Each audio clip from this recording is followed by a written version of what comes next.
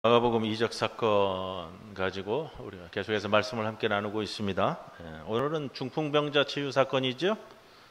지난주에는 우리가 평화통일주일로 본문을 다룬 걸 했고요. 우리가 여름에 마가복음에 나와 있는 16개의 이적 사건에 대한 말씀을 함께 나눕니다.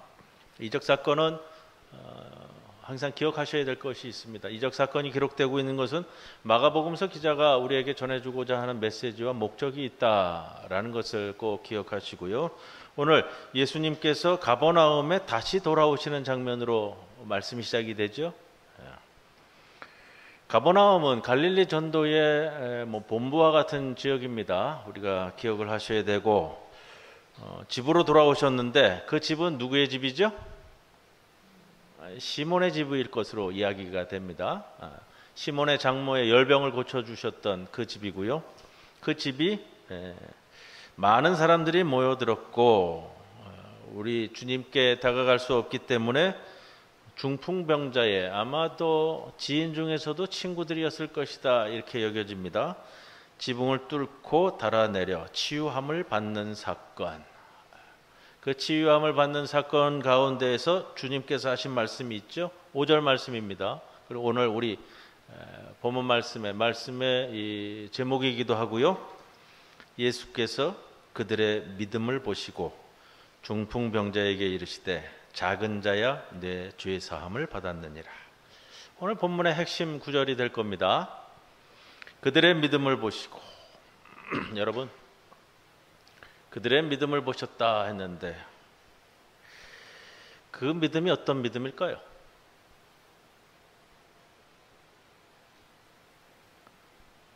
치유 과정, 오늘 그 치유 과정에서 본문을 보시면 환자의 믿음 이야기는 안 나와요. 중풍병자이기 때문에 아마 말도 행동도 없었을 거고요. 그들의 믿음을 보시고인데 믿음을 인정받은 것은 그들이고 치유받은 것은 중풍병자고, 그렇다면 연속선상에 있다라고 볼 수가 있습니다. 여러분, 오늘 본문의 믿음이 무슨 믿음일까요?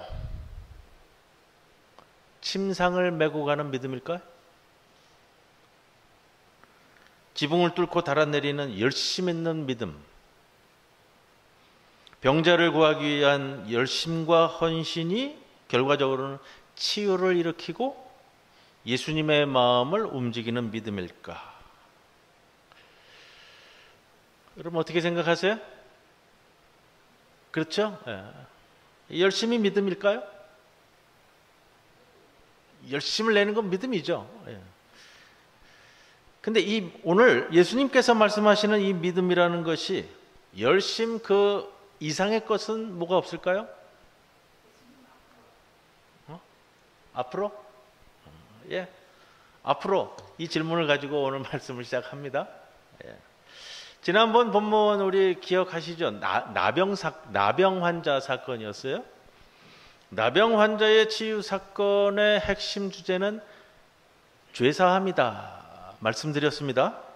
그래서 고쳐달라고, 고쳐주십시오, 낫게 해달라고 요청하는 것이 아니고 뭐라고 했죠? 깨끗하게 해달라고요. 주님께서 원하노니 깨끗함을 받으라 라는 죄사함의 선언을 하셨습니다. 오늘 본문에 와서도요, 5절에 보면 이렇게 표현되죠. 죄사함을 받았느니라. 죄인을 용서하고 죄를 깨끗하게 하는 죄사함의 가르침이 지난번 나병 환자 이야기고요. 그 연장선상에서 오늘 말씀도 볼 수 있겠다. 같은 선포가 이루어지고 있기 때문에요. 본문 말씀 봅니다. 1절에 수일 후에 다시 가버나움에 들어가시고 집에 계시다는 소문이 들리네요. 집에 들어가셨다는 거죠. 시몬의 집이고요. 시몬의 장모의 열병을 고치신 집입니다. 그 집에 모였습니다. 그래서 우리가 그때 그 말씀 나눈 것 중에 이런 말씀이 있었어요. 회당을 대체할 새로운 교회 공동체의 모습을 제기한 사건이 이 시몬의 장모의 열병을 고치신 사건이다. 회당이라는 말이 히브리어로 시나고, 시나고게 이렇게 되는데 여기다 모여들었다라는 시나고를 쓴다고요. 동사형인데 그래서 시나고게를 대체하는 거예요. 그래서 이제 초대교회의 가정교회인 집에 모여드는 새로운 교회 공동체를 제기하는 사건이 이 시몬의 장모의 열병을 고치신 사건, 그리고 그 장모가 예수님과 제자들을 섬기는 걸로 새로운 교회 공동체의 출발을 우리들에게 보여줍니다. 기억하시죠? 그걸 기억하셔야 오늘 본문 말씀에도 연장선상으로 볼 수가 있습니다. 죄인을 용서하고 죄를 깨끗하게 하는 죄사함의 가르침이 나병 환자의 이야기로 이어져서 오늘 집에 다시 모였습니다. 2절에 보면 이렇게 표현되어 있죠. 많은 사람이 모였습니다. 들어설 자리가 없을 정도로. 예수님께서 뭘 하셨죠? 여기서? 도를 말씀하시더니 이렇게 표현하잖아요. 도는 뭐라고 그랬어요? 한자 표기인데 말씀 도자라고 그랬잖아요. 길 도자가 아니고 말씀 도자. 헬라어 원어 성경에는 로고스로 얘기합니다. 말씀이 육신이 되니 요한복음 1장에 나오는 표현은 로고스가 육신이 되었다라는 표현을 쓰는데 예수께서 도를 말씀하시더니 조금 문맥에 맞춰서 번역을 좀 부드럽게 한다면 제가 이렇게 표현할 수 있겠어요. 예수님께서 그들에게 말씀을 전하셨다. 예수님의 사역의 가장 기본이잖아요. 제일 사역인데 그런데 특이한 게 있어요. 말씀을 전하셨는데 이 동사가 미완료형으로 쓰여요. 과거형이 아니고요. 미완료형은 뭐냐면은 과거에 반복해서 이루어졌음을 얘기하는 거예요. 그래서 직역을 한다면 이런 표현이에요. 예수님께서 말씀을 전파하시곤 하셨다. 반복되는 표현이에요. 여러 차례 반복해서 이 집에서 사람들에게 말씀을 전하신 겁니다.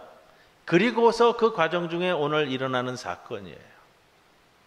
예수님의 말씀들을 갈릴리 사람들은, 가버나움 사람들은 계속해서 들어왔습니다. 또 그 이전부터 예수님은 말씀을 전하시는 것이 온 갈릴리에 전파되었다라고 1장에서 우리에게 전해줍니다. 자, 여기서 우리가 좀 생각하고 갈 것이 있어요. 마가복음은 기원 후 70년경 저술되게 되는데 예수님 승천 후에 한 30년, 40년 뒤에 초대교회 공동체를 배경으로 해서 마가복음이 쓰여집니다. 그래서 흔히 이야기할 때 이 마가 공동체의 신학을 배경으로 한다 이렇게 이야기합니다. 이 마가 공동체라는 초대교회 공동체를 말씀과 신앙으로 양육하기 위해서, 그리고 예수님에 대한 기억을 잊지 않게 하기 위해서 주시는 초대교회에 주시는 말씀의 성격을 갖습니다. 요한복음은 요한 공동체에, 마태복음은 마태 공동체에, 누가복음은 누가복음 초대교회 공동체를 양육하기 위한 말씀이에요. 3절 봅니다. 한 중풍병자가 4사람에 의해 들어 올려져서 예수께 운반되어 오는 곳으로 3절을 시작하는데, 제가 말씀 전하면서 흔히 드리는 말씀 중에 또 기억하셔야 될 것이 있어요. 대표 단수라는 표현을 썼잖아요.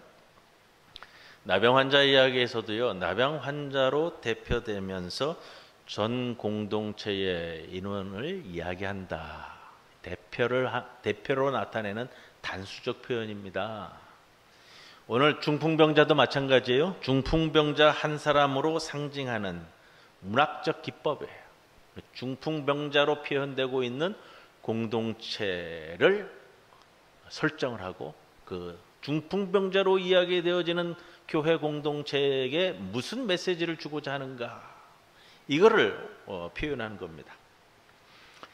2절에 모여든 많은 사람들이 결국 이 중풍병자와도 연관이 될 겁니다. 또 이 중풍병자와 같은 삶을 사는 사람들은 누구일까 하는 것을 우리가 생각해야 됩니다. 중풍이 뭐죠? 중풍이 뇌혈관 질환이나 어떤 것으로 인해서 몸을 마음대로 움직일 수 없는 병을 중풍병자로 표현하고 있어요. 근데 우리가 또 기억하고 갈 것이 있어요. 시몬의 장모의 병을 이야기할 때 열병 들었다고 그랬는데 그 열병을 표현하면서 우리말 표현으로서의 열병이 명사식 표현이 아니라 형용사적 표현을 가지고 간다 그랬잖아요. 그래서 제가 뭐라고 말씀드렸어요? 열불이 나 있는 상태. 기억나시죠? 열불 나 있는 상태예요. 형용사적 표현이에요. 오늘 이 중풍병자를 표현할 때도 중풍이라는 것을 명사로 표현하지 않고요. 형용사적 표현을 쓰더라고요. 그러면은 표현을 직역을 하면 이렇게 표현되는 거예요. 중풍 환자라고 얘기하면은 직역은 아니고요. 마비된 사람이라고 표현해야 돼요. 마비된 사람. 그 마비라는 표현에서 중풍이라는 단어도 유추가 됩니다. 이게 영어의 단어의 근원이에요. 헬라어적 표현인데 마비된 사람을 침상체에 메고 왔다라는 거예요. 마비되었다는 것이 무엇일까 하는 것이 우리에게 중요해요. 오늘 이 본문이 우리에게 주는 거고요.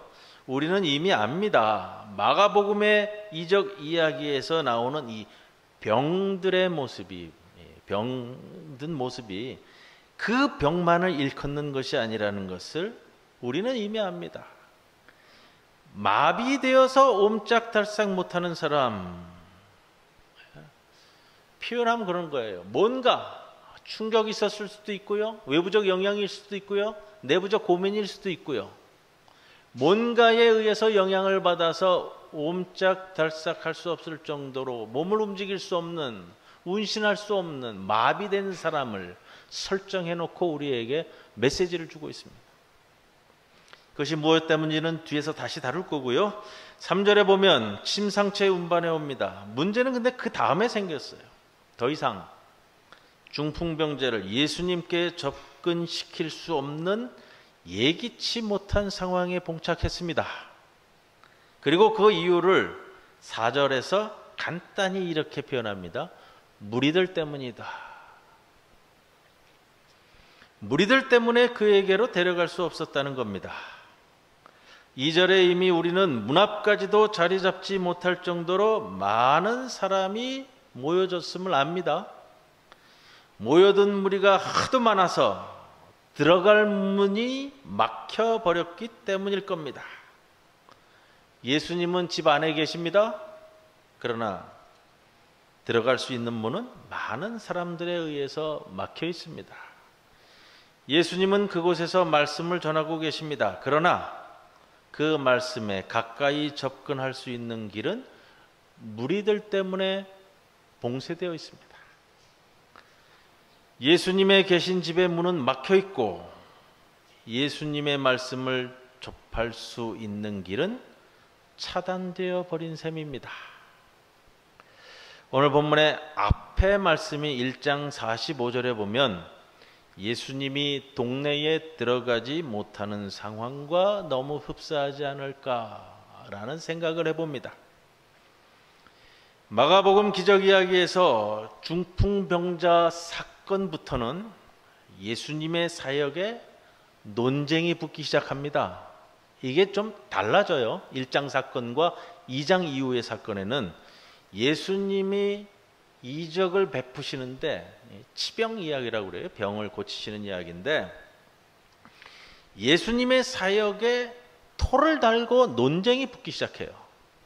오늘 사건에서도 7절의 말씀 보면 하나님 말고 누가 능히 죄를 사하겠느냐, 이거는 신성 모독이로다라고 토를 달고 논쟁이 붙어요. 13절에 보면 세리와 죄인들과 예수님이 함께 시작한다고 시비를 걸기 시작해요.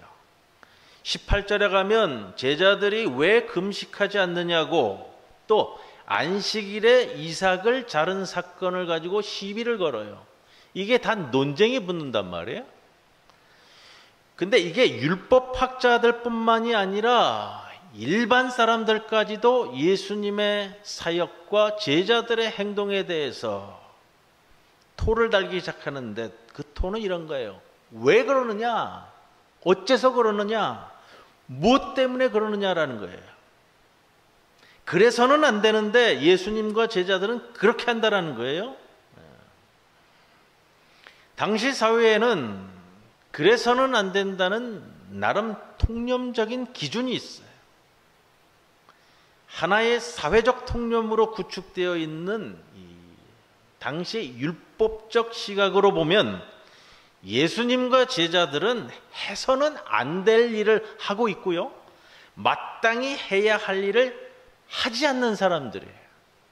그래서 사람들이 볼 때, 율법학자들뿐만이 아니라 사람들이 볼 때 예수님과 제자들은 사회 혼란을 획책하는 자들이에요.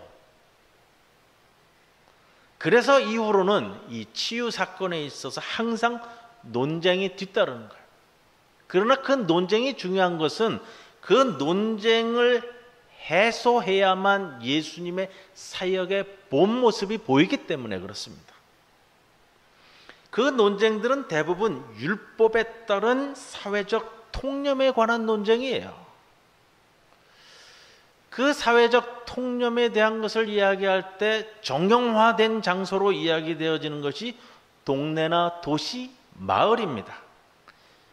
동네나 도시나 마을을 통해서 항상 공동체는 규정화된 모습을 보여요. 그래서 일반적으로 새로운 것이 도전적으로 왔을 때에 받아들이기 어려운 겁니다. 사회적 통념과 율법이 자리 잡은 공간, 그러한 통념에 사로잡혀 사는 인간들이 대부분의 사람들이에요. 7장에 보면 우리가 몇 주 뒤에 다시 다룰 말씀입니다만, 귀먹고 말 더듬는 자 고치실 때 있었던 사건인데, 예수님께서 귀먹고 말 더듬는 자를 고치실 때 무리 가운데서 데리고 나가셨어요. 왜냐? 이 무리들의 통념을 벗어나지 않고는 듣게 할 수 없고 말하게 할 수 없다는 거예요. 8장에 가면 벳세다의 맹인을 고치시는 사건이 나오는데, 맹인을 고치실 때 어떻게 되죠? 마을 밖으로 데리고 나가서 고치셔요. 왜냐? 사회적 통념으로 굳어진 마을을 벗어나지 않고는 볼 것을 제대로 볼 수 없다는 거예요. 율법과 통념의 공동체의 무리에게 새로운 것이라는 것은 용납되기 힘듭니다. 그러니 자기들의 통념에 맞지 않는 것은 배척되어지는 것이고 소외되어지는 것이에요. 중풍병자가 바로 그런 소외의 대상이 되는 거예요. 그 통념은 무엇이냐면, 질병을 죄 때문으로 생각하는 것이 지금 2000년 전이잖아요. 2000년 전 고대 종교 사회의 당시 사람들의 일반적인 통념이에요. 여러분, 이게 우리 사회에서도 참 벗어나기 어려운 거였고요, 교회에서도 벗어나기 어려운 모습들이었어요. 그래도 요즘 조금 벗어나기 시작하는데 이런 거예요. 우리 사회에서도, 우리 공동체에서도 많이 있었는데 그런 거예요. 누군가 풍을 맞거나 쓰러지거나 중병에 들면, 얼마 전만 해도 교회 내에서 그랬어요.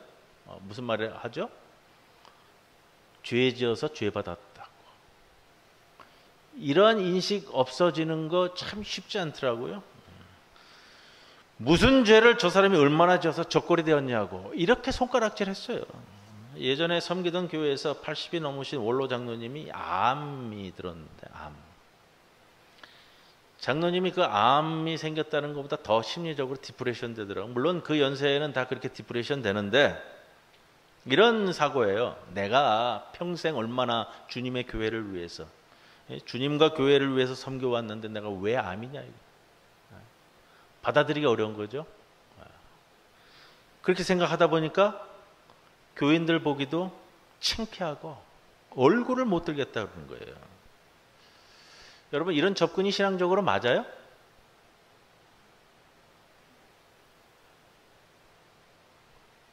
그게 아니라고요. 연세가 드시면서 육신이 노쇠해지고, 노쇠해진 육신이 고장나기 시작하는데, 고장난 육신의 가장 약한 데를 뚫고 들어오는 게, 그게 이제 암으로 나타나는 거예요. 내가 무슨 죄를 크게 지어서, 이게 아니란 말이에요. 그런데 지금 우리가 나누고 있는 성경시대, 고대 사회고요. 말 그대로 고대 사회예요. 2000년 전. 특히 율법과 사회적 통념이 진리처럼 받아들여지던 시기입니다. 당시 중풍병자라고 한다는 것은 큰 죄인이에요. 그 죄인은 공동체에서 받아들일 수 없는 죄인이라는 거예요. 그리고 사회 공동체는 이런 죄인과는 교류해서도 안 되고 만나도 안 돼, 터치해서도 안 되는 거예요. 그 집안과도요. 이러한 통념을 가진 사람들이 회당만이 아니라, 여러분 우리 오늘 이 구조를 잘 보셔야 돼요. 이러한 사회적 통념을 가진 사람들이 그 무리들이 1장에 나오는 귀신 들린 사람이 있었던 그 회당 공동체만이 아니라 그 회당을 박차고 나와서 새로 만들어지는 가정교회 공동체, 1장에 이미 나오는 새로운 교회 공동체라고 하는 이 집에도 있다면, 여러분 그겁니다. 이 집에도 있다면 이거는 초대교회가 해결해야 할 우선적 과제가 되는 거예요. 죄인, 의인 이렇게 사람을 갈라놓고 그 중에서 죄인은 받아들일 수 없다고 고집하는 이런 유대교적인 발상이 불식되지 않는 한 새로 만들어지는 이 공동체의 이 집마저도 참다운 하나님의 집일 수 없고 그 전에 있었던 회당과 비교해서 다를 바 없지 않느냐라는 주제예요. 그리고 그 문제를 해결하는 말씀이 오늘 사건입니다. 예수님이 계신 곳에 지붕을 뜯어, 이 원어적 표현을 조금 더 살린다면 지붕을 뜯는다라는 표현보다는요, 지붕을 제거하여, 제가 찾아보니까 그래요. 지붕을 제거하여, 그리고 달아내렸죠. 그들의 믿음을 보시고. 자, 이제부터 시작이 되는 거예요. 그러면 그들의 믿음이 어떤 믿음이냐. 그리고 중풍병자를 치유하시는데 왜 죄 사함을 받았다는 죄 사함이 선포되고 있느냐. 조금 미리 갑니다. 예수님께서 선포하셨죠. 작은 자야 내 죄 사함을 받았느니라. 조금 오늘 번역에서 제가 못마땅하게 보는 것이 이 작은 자라는 표현이에요. 왜 이렇게 번역했는지는 예전에도 한번 이 말씀을 가지고 나누었고요. 여기서는 작은 자라고 표현하면 안 되고요. 얘야, 네 죄가 사해졌구나. 자식이 고기를 달라 하면 뱀을 주고, 이 표현이 있죠? 거기에 자식이란 표현이에요. 그렇다면 이 표현은 어떻게 번역이 돼야 되냐면, 아들아, 네 죄가 사해졌도다. 이렇게 표현돼요. 이게 맞아요. 작은 자라고 표현하면 이거 안 돼요. 아들아, 네 죄가 사해졌도다. 예수께서 그들의 믿음을 보시고, 그들이 누구일까요? 네 사람이에요? 본문 보세요. 그 네 사람 앞에 뭐가 나와 있죠? 예?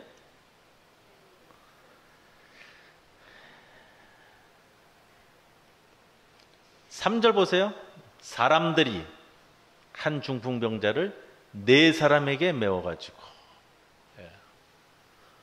사람들이 네 사람을 시켜서, 친구일 수도 있고 지인일 수도 있어요. 자, 이 사람들은 조금 구분이 돼요. 어떤 사람들과 구분이 되느냐? 예수님이 말씀 전하는데 지금 둘러싸고 있는 그 무리들과는 조금 구분이 되고 있어요.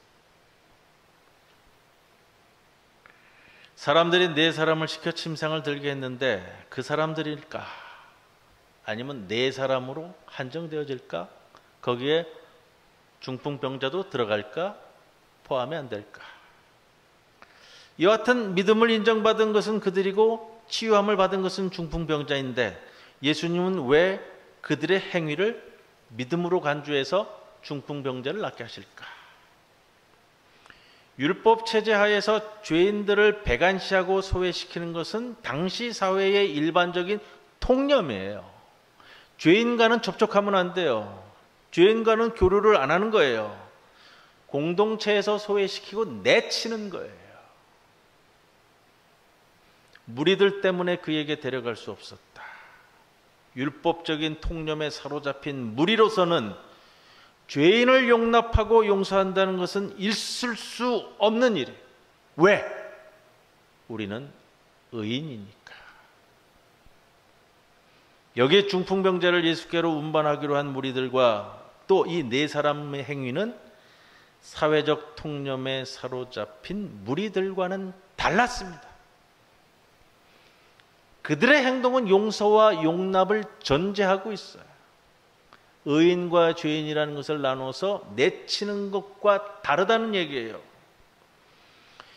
율법적으로는 죄인일 수밖에 없는 이 중풍병자를 죄인의 선상에 놓지 않고 이미 받아들인 사람들이라는 거예요. 그러니 아무도 터치하지 않는 중풍병자를 떠매고 온 겁니다. 아무도 상관하지 않거나 죄인시하는 것이 사회적 통념인데 그들은 어떻게든 그가 고침을 받게 하고 싶었을 겁니다. 그리고 이미 그들이 용납하고 받아들였듯이 예수님께서도 당연 그러하시리라는 믿음이 있는 거예요. 그러나 그들의 발걸음이 무리들에 의해서 차단됐습니다. 예수님 주변의 또 다른 무리들, 이 무리를 사로잡고 있던 율법이라는 통념의 장벽에 가로막혀버린 거예요. 이 집만은 개방되어 있을 것이라고 믿고 찾아왔습니다. 예수님이 계신 집의 문이 그러나 무리들에 의해서 막혀 있습니다. 문은 수평적인 통로예요. 수평적인 차원으로 보면 죄인과 의인이 나누일 수 있고요. 누구에게는 개방된 문이 누구에게는 막혔을 수도 있어요. 그러나 수직적인 차원에서 지붕을 제거해버리고 하늘에서 내려보다 보는 차원으로 생각한다면 그거예요, 여러분. 하늘에서 하나님께서 내려다보는 차원으로 우리가 생각한다면 죄인도 의인도 다 같은 하나님의 아들인 거예요. 그렇다면 막혀버린 이 수평적인 통로 앞에서 좌절할 게 아니라 수직적인 통로를 찾아야 하는데 그 통로가 오늘 지붕이 되고 있습니다. 자, 예수님 이 중풍병자를 어찌하시겠습니까? 저 문을 가로막고 있는 저 무리들처럼 주님도 이 중풍병자를 용납하시지 않으시겠습니까? 우리는 이 중풍병자, 이 죄인을, 이 사람을 단죄하지 않습니다. 주님의 말씀을 이미 익히 들어온 우리들은 주님께서 당연히 이 사람을 용납하실 줄 믿고 이렇게 운반해 왔습니다. 전에도 나병 환자를 깨끗게 해주셨다는 소문을 듣고 우리가 이렇게 찾아왔다는 겁니다. 여기 침상에 누워있는 이 사람은 저 무리들의 율법으로 본다면 죄인이고 단죄받는 사람인데 그래서 움직이지 못하도록 운신할 수 없게 만들어버린 이 사람이 마비된 사람입니다. 어찌 율법으로 의인들이라고 하는 저 무리들만 하나님의 백성, 하나님의 자녀, 하나님의 아들이겠습니까? 율법으로는 죄인이라 하지만 이 사람도 하나님의 사랑 안에서는 똑같은 하나님의 아들인 줄로 믿습니다. 우리가 믿기로 이 사람도 지금 우리가 지붕을 제거하고 위에서 내려보내듯 하나님으로부터 보냄받은 존재요, 위로부터 난 하나님의 아들 아니겠습니까? 그 모습에요, 이 절규와 탄원이 내포되어 있는 거예요. 주님의 말씀에 근거한 감격스러운 항변. 예수님이 여기에서 이 모습을 명확히 보고 계신 거예요. 이 중풍병자를 데리고 온 그들의 행위에서 율법적 사회적 통념에 저항해서 한 인간을 병든 삶에서 일으키고자 하는 그들의 믿음을 보는 거예요.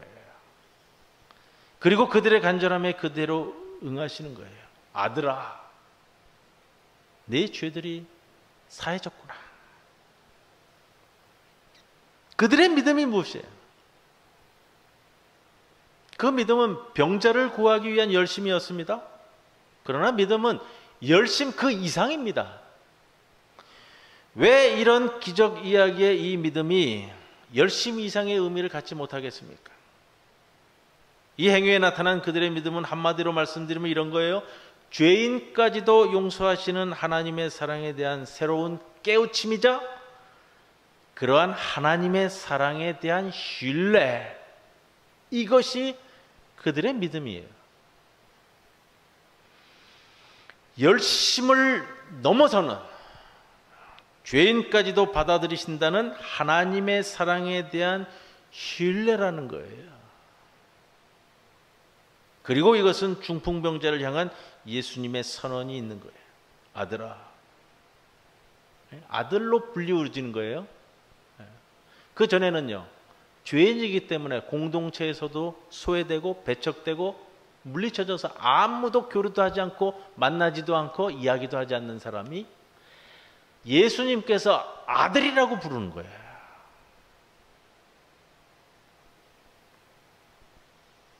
내 아들아, 네 죄들이 사해졌다.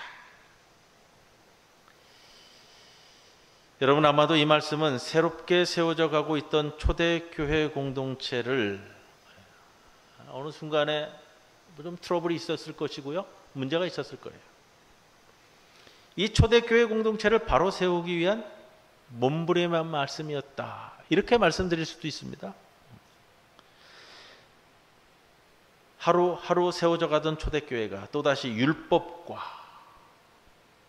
또 그거예요. 이제는 교회가 세워졌는데 교회 내에 새롭게 만들어졌던 통념들, 의인과 죄인을 구분하고 교회의 통념들, 전통이라는 미명하에 세워지는 또 다른 교회의 사회적 통념들, 그 가운데서 정말로 말씀을 쫓아가려는 이들을 내치는 그러한 상황을 전제하는 말씀입니다. 거기에 반해 주님의 사죄의 선언이 우리에게 크게 다가오는 겁니다. 사회는 아무리 죄인이라 해도, 교회 내에서 누구는 상종치 못할 사람이라고 해도 주님은 사랑과 용서를 갈구하는 이들을 위해 말씀하십니다. 아들아, 너희들의 이 도전적인 믿음으로 너희 죄가 사해졌도다.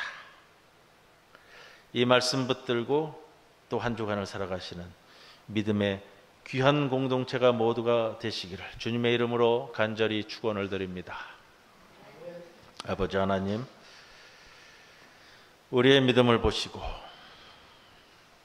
아들아, 네가 죄사함을 받았느니라, 이 말씀이 우리의 말씀이 되게 하옵소서.